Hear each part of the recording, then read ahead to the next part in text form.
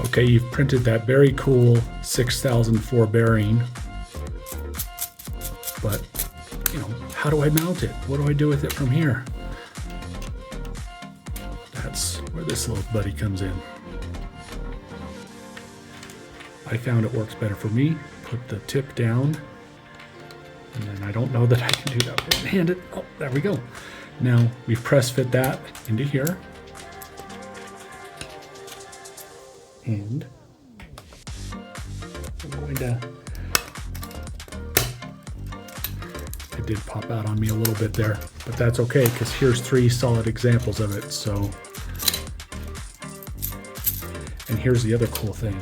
Let's say you want to mount it at an angle, your bearing, maybe the mounting surface. So now, and if you want to make this longer, in Blender, open the STL and extrude, I think it's extrude or extend or something, this part of it, just this face, and then you can make this as long as you need it to be. Thanks for watching.